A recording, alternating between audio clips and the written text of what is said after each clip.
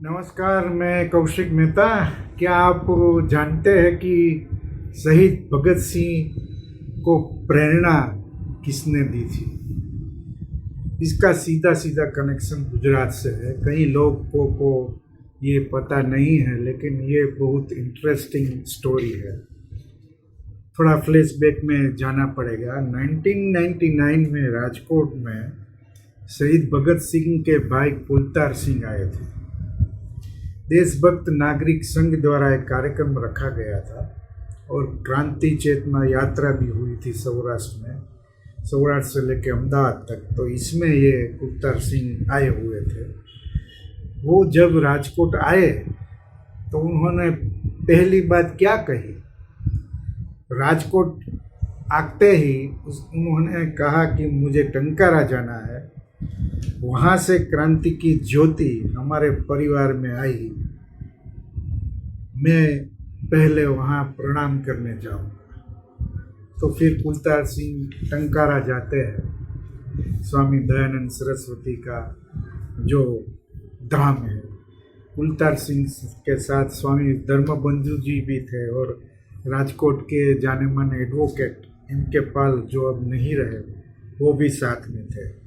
टंकारा में आप जानते हैं कि आर्य समाज का संस्कृत महाविद्यालय भी है और जो दयानंद सरस्वती का स्थान भी है। तो वहाँ वो पहले गए और वहाँ माथा टेका, फिर वो यात्रा में जुड़े थे। तो स्टोरी क्या है? कुलतार सिंह ने ऐसा क्यों बोला कि हमारे परिवार को जो प्रेरणा दी थी देशभक्ति की, वो टंकारा से आई थी। तो स्टोरी ये है कि दयानंद सरस्वती लाहौर गए थे, जो आज पाकिस्तान में पड़ता है। वहाँ उसका प्रवचन भी हुआ था और उसके प्रवचन से प्रभावित होकर सरदार अर्जुन सिंह जाट सिख थे, लेकिन उसका हृदय परिवर्तन हुआ और वो चुस्त आर्य समाजी बन गए। दयानंद सरस्वती ने ही अर्जुन सिंह को यज्ञोपवीत किया था और अर्जुन सिंह तब से उसके मन में क्रांति के बीज बो दिए थे दयानंद सरस्वती ने। अंग्रेज के सामने उस अर्जुन सिंह ने विद्रोह का फिर झंडा भी उठाया था। इस अर्जुन सिंह को 3 बेटे हैं, किशन सिंह, अजीत सिंह एंड स्वर्ण सिंह। ये तीनों क्रांतिकारी थे और जो किशन सिंह थे उसके पुत्र थे हमारे भगत सिंह। तो भगत सिंह को लहू में अपने विरासत में ही क्रांति के गुण मिले थे। 28 सितंबर 1907 का उसका जन्म हुआ था और दादी ने नाम रखा था भागोवाला भगत सिंह।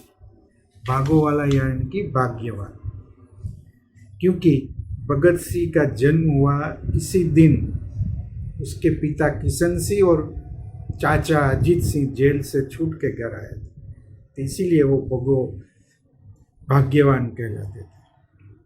बचपन में ही घर में क्रांति का माहौल था, तो कई बातें सुनी थी उसने। और चाचा जो थे अजीत सिंह, वो तो विदेश में ही बसे थे। भगत सिंह की चाची हरनाम कौर उसके पास वो रहते थे और उसकी वेदना उसको स्पर्श कर जाती थी। तो तभी भगत सिंह ने ठान लिया था कि मैं बड़ा होकर अंग्रेज को के सामने लड़ूंगा। और ये आगे जाके ऐसा हुआ कि भगत सिंह क्रांतिकारी बन गए। तो ये दयानंद सरस्वती उसका प्रेरणा स्रोत था। और दूसरे एक व्यक्ति जिसका भी कनेक्शन गुजरात से है और वो भगत सिंह तक जाता है, वो थे भगवती चरण वोरा।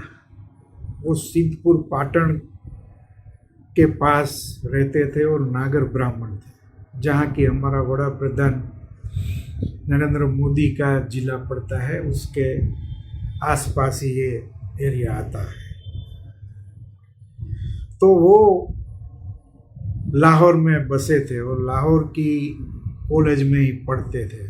तो भगत सिंह उसके जूनियर थे और भगवती चरण वोरा वो बहुत बड़े क्रांतिकारी थे और मोम बनाने में वो माहिर थे। और इसी सिलसिले में एक बार उसने बम बनाया और बम अकस्मात फूट गया, उसमें ही उसकी मृत्यु हुई थी। और भगवती चरण के मौत के बाद उनकी पत्नी थी दुर्गाबेन, उसने क्रांति का झंडा हाथ में ले लिया। वो अच्छा फायरिंग करते थे। तो ये 1928 की बात है। साइमन कमीशन लाहौर आता है और साइमन गो बैक वाला नारा लगता है।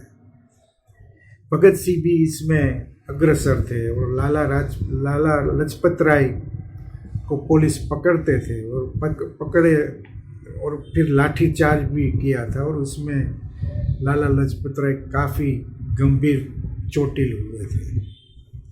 और 17 नवंबर 1928 को उसका मृत्यु होता है। तब से भगत सिंह और उसके साथियों ने एक शपथ ली थी कि मौत का बदला मौत से लेंगे। तब भगत सिंह की उम्र सिर्फ 21 साल की थी और उन्होंने लाहौर पुलिस स्टेशन के सामने ही पुलिस सुपरिटेंडेंट सैंडर्स को मार दिया था। अंग्रेजों में काफ़ी खलबली मच गई थी। पुलिस उनके पीछे थी। भगत सिंह और उसके साथी बंसीलाल छुप गए थे। तो उसके पास कुछ नहीं था, कुछ रुपये भी नहीं थे, खाने की कोई व्यवस्था भी नहीं थी। तब एक बनिए व्यापारी के पास से उसने 10 रुपया उधार लिए थे और अपना पेट भरा था।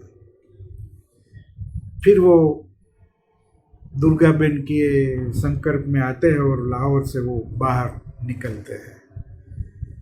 दुर्गाबेन अंग्रेज मैन का रूप लेते हैं और भगत सिंह भी अंग्रेज बन जाते हैं, दाढ़ी निकाल देते हैं।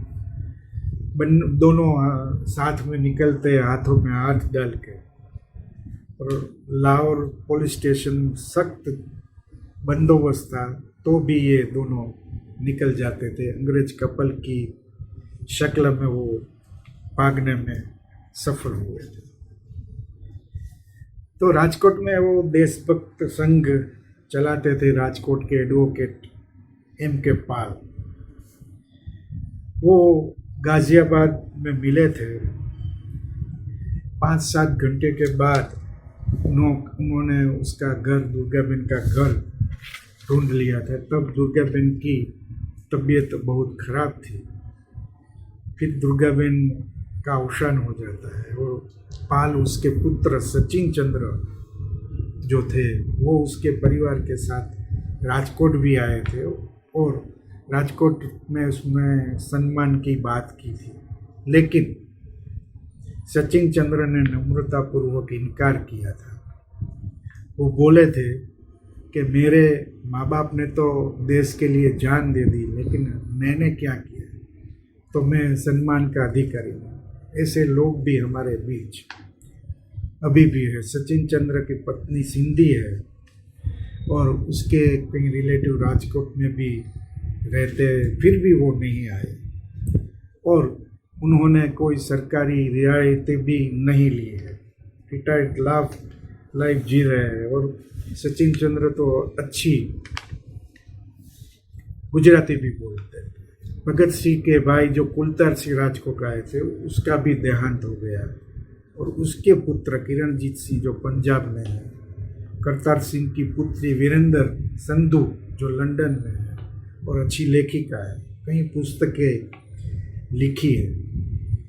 तो ये सबको बुलाने का कार्यक्रम था।